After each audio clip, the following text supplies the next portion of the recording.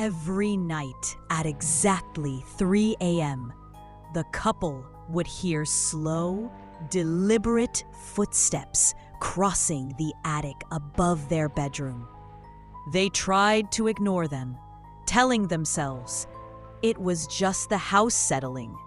But the sounds grew louder and more insistent, as though something was pacing back and forth, searching. After a week, the noise began to change. The footsteps no longer wandered aimlessly. They moved directly over the bed, stopping right above their heads before starting again. Sometimes they could hear something scratching across the floorboards, tracing invisible patterns in the dust. The husband, Michael, spent hours trying to rationalize the sounds. He inspected the roof for animals, set traps, and sprinkled flour on the attic floor to catch prints.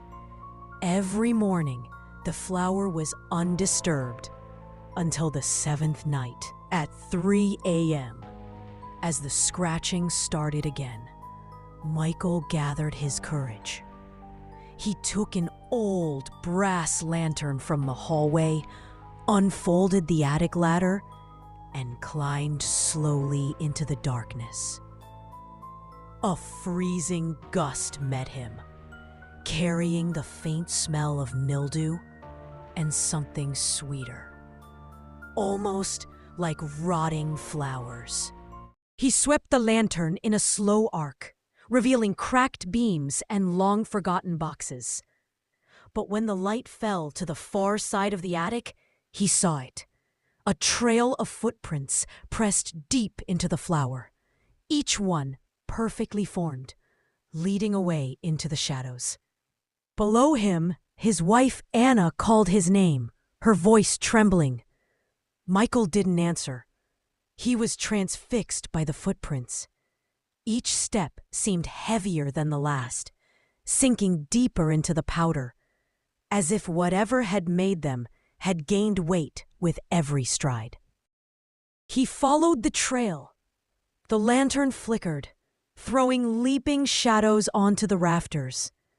The prints ended in the far corner, at a spot where the boards were splintered and warped, almost as if something had been clawing its way out from the darkness beneath. Anna waited for his voice to call down to her, waited for the reassuring sound of his feet descending the ladder.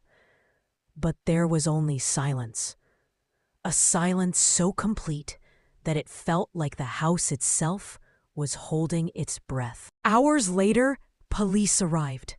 They climbed into the attic and found the lantern still burning in the corner.